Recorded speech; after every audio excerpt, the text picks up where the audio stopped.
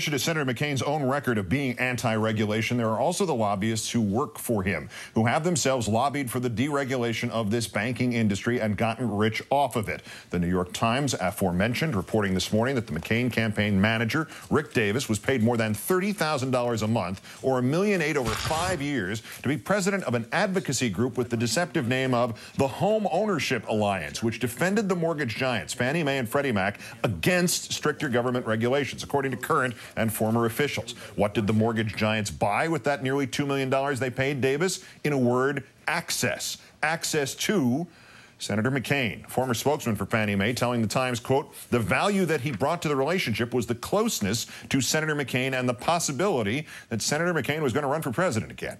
And the latest twist in the crisis, the prospect that our bailout of American firms might extend to foreign banks like, the Swiss outfit, UBS, whose vice chairman, former Senator Phil Gramm, merely wrote the McCain economic plan.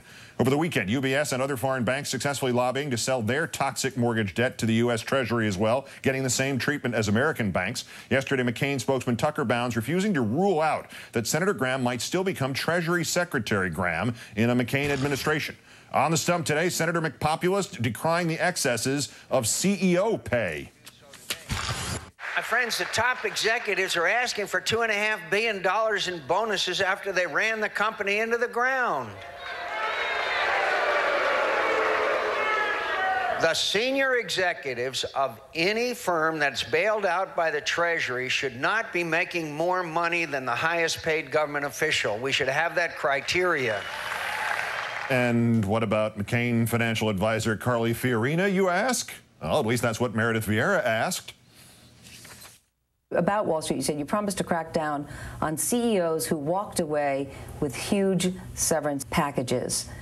And yet the person that up until recently was your public face really on your economic policies was Carly Fiorina. She's the former CEO of Hewlett-Packard. She was fired in 2005, but she left with I think it was a $45 million golden parachute, while 20,000 of her employees were laid off. She is an example of exactly the kind of person you say is at the root of the problem. I don't think so. How can you say that? Because I think she did a good job as CEO in many respects. I don't know the details of her compensation package, but she's one of many advisors that I have. Like Rick Davis of Freddie Mac and Fannie Mae and Phil Gramm of UPS. On the campaign trail in Wisconsin, Senator Obama redefining maverick. After 26 years of being part of this Washington culture, all that he has changed is his slogan for the fall campaign. And the people in charge of that campaign prove that if we elect John McCain, it's not a team of mavericks we'll be sending to the White House, it's a team of lobbyists. We can't afford 4 more years of that kind of politics.